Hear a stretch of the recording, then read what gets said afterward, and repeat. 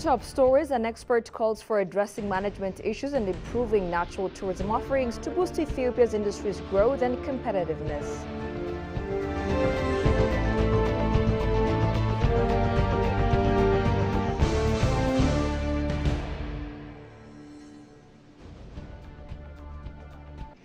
And an economist says foreign banks' entry boosts competitiveness and addresses forex shortages.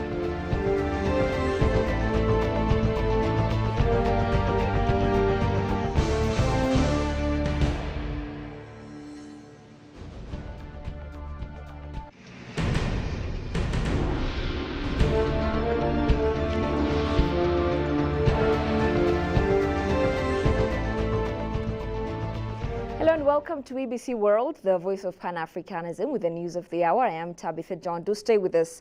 China is committed to establishing a Global South Center to foster policy discussions and collaboration between stakeholders from the global North and South, as highlighted by Lu Hao, president of the Development Research Center of the State Council of China. During a meeting with Ethiopia's Finance Minister Ahmed Shide, Lu Hao emphasized the importance of dialogue for public policy development in Africa, referencing the outcomes of the third Forum on China-Africa Cooperation FOCAC Summit.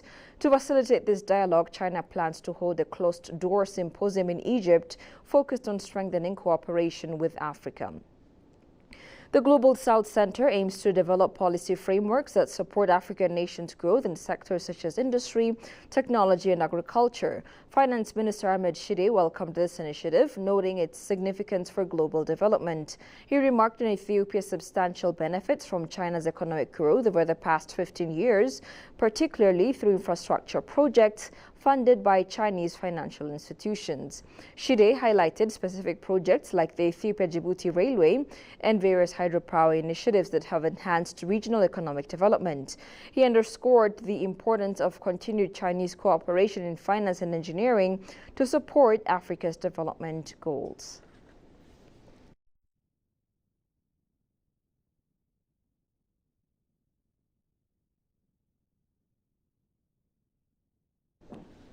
Ethiopia is committed to enhancing regional climate resilience, as highlighted during the 69th Greater Horn of Africa Climate Outlook Forum, GOCOF 69, in Addis Ababa. Motuma Mekasa, senior advisor to the Minister of Water and Energy, emphasized the importance of accurate climate forecasting for effective decision-making and disaster risk management. He acknowledged the contributions of the IGAD Climate Prediction and Application Center, ICPAC, in providing regional forecasts that support agricultural practices. Ethiopia has developed a national framework for climate services to guide its climate initiatives and called for IGAD support in operationalizing this framework. The forum gathers high-level officials, scientists, and stakeholders to discuss seasonal climate information and its impacts. GACOF is held 3 times a year to facilitate informed decision-making across the region.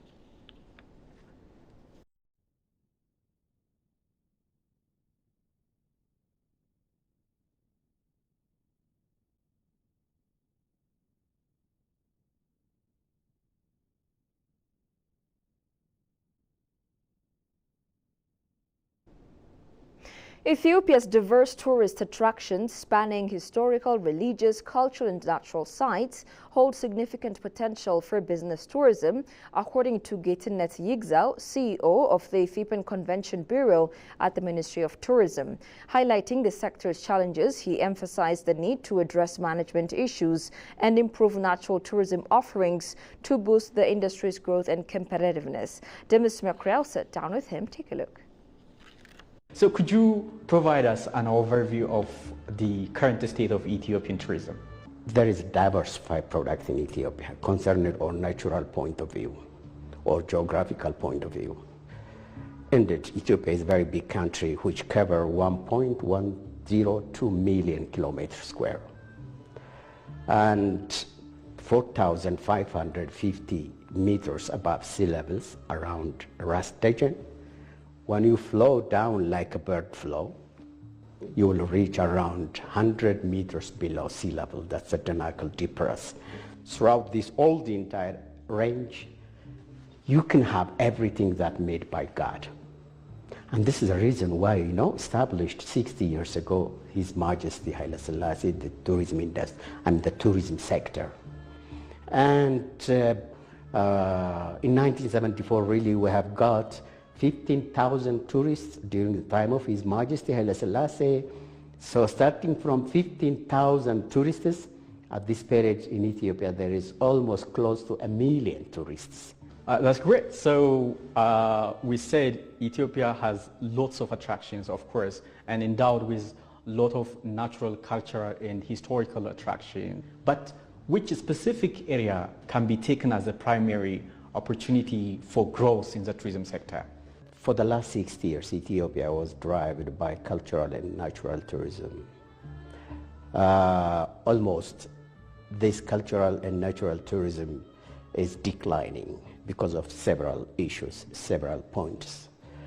To tell you frankly, for the last 60 years we used a cultural and natural, but the natural is not as such boomed area because the close neighbor country, when you go after 1,300 kilometers, you can have the Kenya tourist attraction, but the Kenya tourist attraction is based on nature. When you come in Ethiopia, it's very diversified. Nature and culture, we promote for a long time, we consumed for a long time. But at this time, the government and the tourism industry must be changed into business tourism. What practical challenges does the Ethiopia tourism sector face? The leadership turnover is a great challenge in this industry. As I'm trying to tell you before also, for the last 6 years, tourism industry was under Ministry of Culture, Tourism, Youth, and also the notice, what we call it, Mastawakia Minister. That's a big time, 6 years. So 3 years ago, bring it as the economy sector and establish tourism as a ministry or as a state party level. This is a good progress. The other challenge is, as you mentioned, the understanding of the community. The nature-based tourism is very important for Ethiopia because you will establish community-based tourism, community-based ecotourism. There is many mountains. The technology, mode of transportation is still flight and surface. There is no the cable carrying from mountain to mountain. When you go in the mountain of Alps, really you will feel ashamed. By that single Alps mountain, there is several type of cable car, ballooning, paragliding. Our mode of transportation is only two, the surface and the flight, that's all. Even the surface, like now, if there is some internal conflict, the transportation will be disrupted. So if we're really giving a solution for those points, challenge will be minimized. And finally, the entry of foreign banks is said to help Ethiopia's financial sector embrace new technologies and global expertise. Local banks are urged to embrace their human resources and grow their capital to remain competitive in the new era. Goshu Melissa reports. Ethiopia's decision to open its banking sector to foreign players marks a historic shift in the country's financial landscape. Experts believe this move will usher in advanced technologies, improve service delivery, and foster innovations through global expertise. But the challenge now lies with local banks. Will they rise to the occasion? With competition on the horizon, financial institutions are being called to invest in their workforce and grow their capital base to maintain relevance. An expert approached by EBC said the arrival of foreign banks is not just a game changer for the sector, but also a taste of how Ethiopian banks can adopt and thrive in a competitive global market. Definitely, the entry of the foreign banks will help our local banks, one, with the introduction of new technologies, two, we're going to get global experts in the banking sector that have experience elsewhere and internationally and working internationally.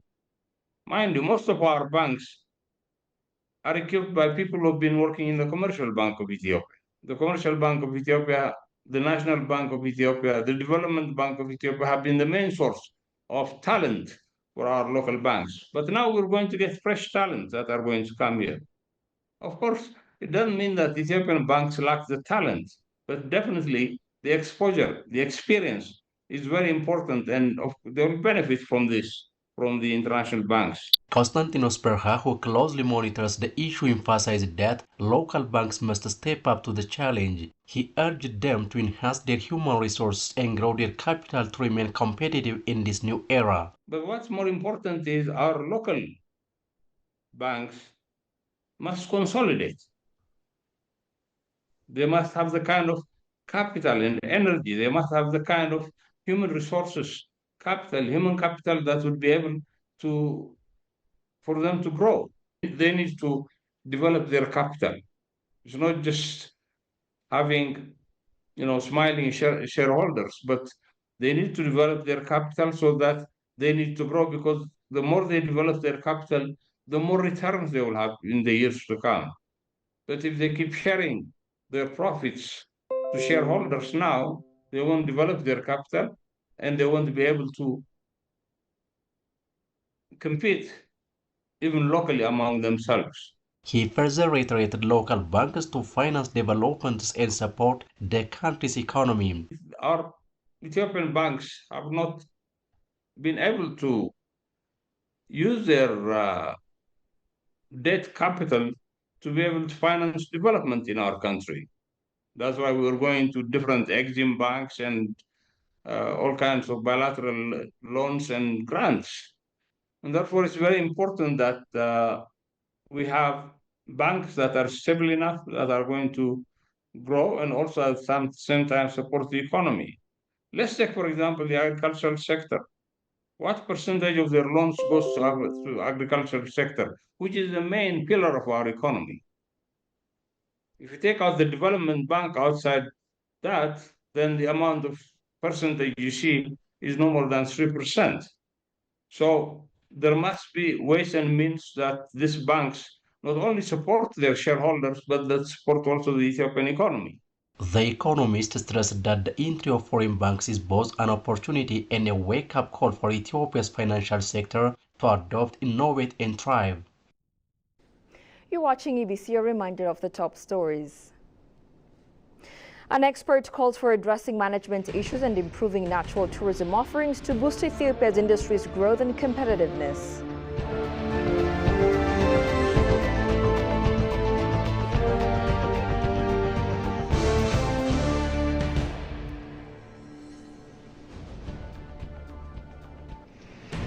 And an economist says foreign banks' entry boosts competitiveness and addresses forex shortages.